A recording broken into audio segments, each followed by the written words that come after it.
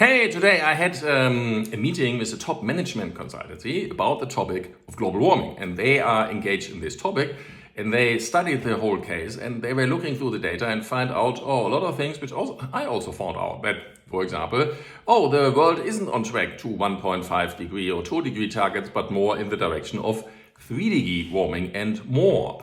And that also, like, politics is not really doing much, that they are not really interested in doing something today because the effects can only be felt like in the future. And, in general, politics isn't really interested in solving the problem.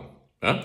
And what they brought up is that how much is it going to cost, try to convince, people to actually do something. Because, if the world would just be, if all the politics in the world would work together, that would be rather simple. They could just decide, we are going to use less fossil fuels, and then, we just decrease these over like 20 years, and then the problem is solved. But of course, they're not going to do this. We came to the same conclusions that, for example, we need to do, on the lowest level, we need to inform the public, the general public, about the problem. And most people don't really have a clue about global warming. They have heard about this, and maybe they have some ideas, and they think about this and this. But it's like nobody has actually any knowledge about what's really going on. Yeah, and that's a problem. So that's where we're working on, and this is also part of our project here.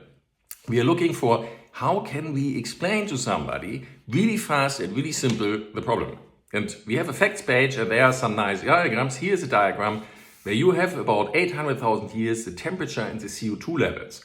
And of course, they have been fluctuating. There was a warm age, an ice age, and so on. And they have been fluctuating. So you see that these two things are linked. There's a causality between CO2 and temperature. And the problem is now that humans came and we started to burn all this stuff. And now the CO2 goes from here to there. And we are already there. And we are going to in this direction. So it's going to have a dramatic effect on the temperature. Really. And because here's just 1/10 of a pixel we are on right so far.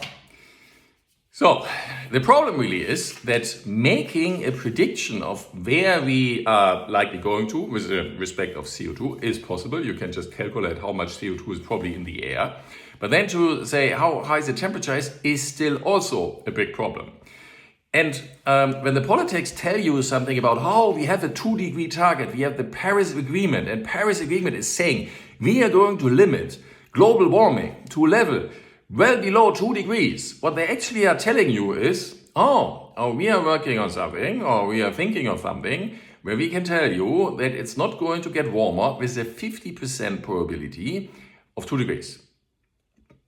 And that's like, hey, wait, you sound like this is going to be certain. No, it's 50%. Yeah. So the problem is that percent and temperature, the probability and the temperatures, they are linked to each other. And here's a very nice graph. You also find it in the facts page. And it's about if you have like 2 degree warming and you have like a 50% probability for this, and which means it's not going to get warmer than 2 degrees with a 50% probability. It means if you want to have like a high value, like 95%, that's certain, or almost certain, 95%, there's still a 5% chance that it's going to get much warmer. But we are very certain, 95%, there you would have like roughly 4 degrees, a little bit less. Or with a 90% probability, you are around 3 degrees. But the problem is that level is already out of the door. What they are talking about, the top management consultancy said, that's not going to happen. So where are we going to? They say we are going to 3 degrees, but with that scenario, the highest level scenario with the highest singular probability is 3 degrees. But the overall, it's less than 50%. It's like 45% or so that you could say with a probability of 45%, we are not going to exceed 3 degrees in the year 2100. If you want to have a 90% probability in the same scenario, you are going here and you are where 6 degrees are. And they are saying, with a probability of 90%, the world is not going to get warmer than 6 degrees Celsius. Everything is Celsius, not Fahrenheit, Celsius. So 3 to 6 degrees is going to be extremely warm. That's going to have really big consequences. They calculated how much the damage in money will be, and only for the 3 degree thing, not for the 6.